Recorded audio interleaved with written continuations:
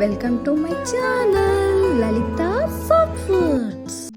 Today's special సేమియా upma and juice and eggs.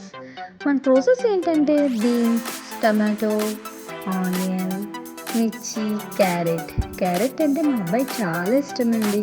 చూస్తే rabbit లాగే పట్టుకొని పారిపోయి తినేస్తాడు ఎక్కడ పడితే అక్కడ. సో ఇంకా ఇష్టంగా తినాలంటే ఇలాంటి సేమియాలు కంపల్సరీ వేయాల్సిందే.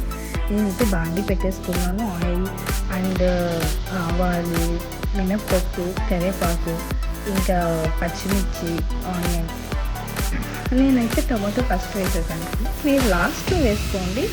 లాస్ట్లో వేస్తే కొంచెం ఏంటంటే ఈ క్యారెట్, బీన్స్ అనేవి కొంచెం కుక్ అవుతాయి.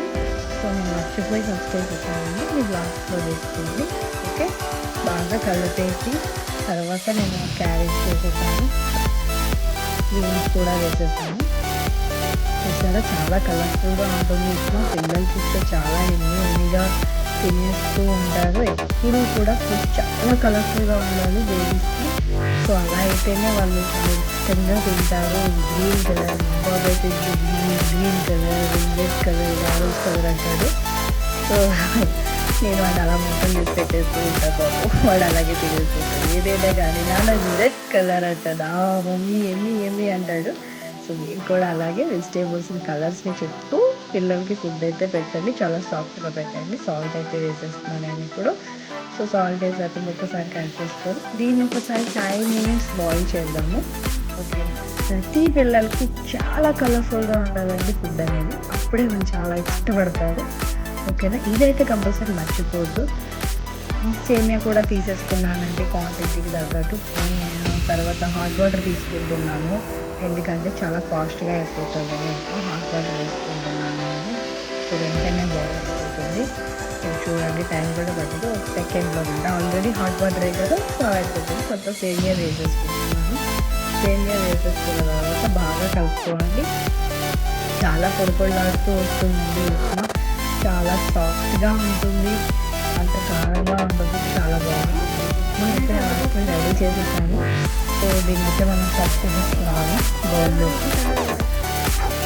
మీరు కూడా ట్రై చేయండి, ఎలా వస్తుందో. తయారు చేసిన తర్వాత నాకు ఒక్కసారి సబ్స్క్రిప్షన్లో కానీ నాకు పోస్ట్ చేయండి. సో కొత్తిమీర అయితే కట్ చేసేసుకుంటున్నాను. లాస్ట్లో కొత్తిమీర వేస్తేనే కదా దాని ఫ్లేవర్ మనకు తెలిసేది. సో దాన్ని కొత్తిమీర వేసి అలా వదిలేయద్దు, దాన్ని కలపండి. కలిపిన తర్వాత కావాలంటే మళ్ళీ గార్నిష్ కోసం కొత్తిమీర వేసుకోండి, ఎందుకంటే ఆ ఫ్లేవర్ కూడా పిల్లలకి చాలా మంచిది. సో ఇప్పుడైతే నేను బౌల్లోకి తీసేసుకున్నాను. మా హస్బెండే కాదు, మా బాబు కూడా పచ్చిమిర్చి అనేది ఇష్టపడ్డు. వాళ్ళే కాదు, ఎవరో తినరు. సో చెప్తున్నా, ఫ్లేవర్ కోసం వేసుకుంటారు.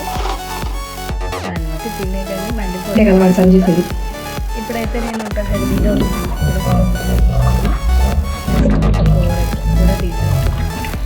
సో లాస్ట్కి అయితే ఫినిషింగ్ మా బ్రేక్ఫాస్ట్ అయితే రెడీ అయిపోయిందండి. సో మీకు ఎవరికైనా నచ్చితే లైక్ చేయండి, కామెంట్ చేయండి, సబ్స్క్రైబ్ చేయండి, షేర్ చేయండి. Thank you so much. Bye.